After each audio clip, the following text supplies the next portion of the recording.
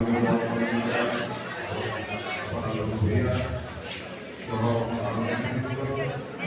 বিশেষ করে যারা বিতরণ করেছিলেন এবং এই আধার প্রতিযোগিতায় যে যারা শুভেচ্ছা আর যারা আজকে জয়ী হতে পারেনি তাদের মন খারাপ করার কিছু নেই। আমরা চাই যে এই ধরনের আয়োজন আরো বড় পরিসরে করবো ইনশাআল্লাহ।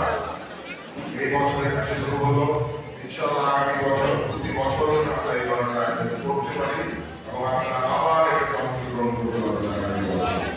এবং এভাবে আমরা যারা আমাদের সুন্দর আসামকে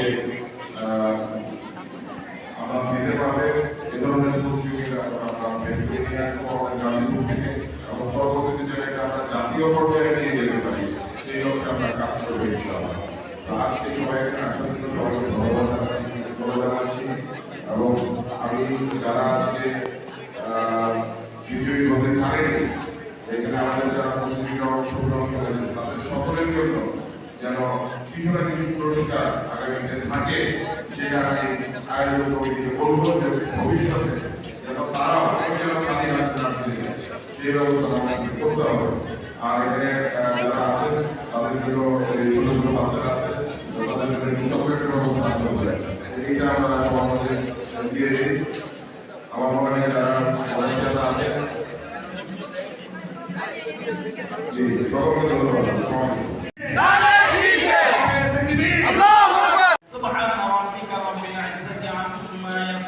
প্রতিযোগিতা কবুল মঞ্জুর করে নিন। আয় আল্লাহ অধ্যাপক এম এ মান্নান রহমাতুল্লাহি আলাইহি এর নামে প্রতিষ্ঠিত অধ্যাপক এম এ মান্নান ফাউন্ডেশন কর্তৃক আজকে যে ভালো একটি এক আয়োজন হয়েছে এই আয়োজনকে উৎসর্গ করে অধ্যাপক এম এ মান্নান সাহেবের কবরকে আপনি নূরে রহমতে ভরপুর করে নিন। আয় আল্লাহ তার জীবনের সমস্ত ত্রুটি বিচ্যুতির মাগফিরাত দান করুন, তাকে জান্নাতুল ফেরদাউস দ্বারা পুরস্কৃত ফরমান।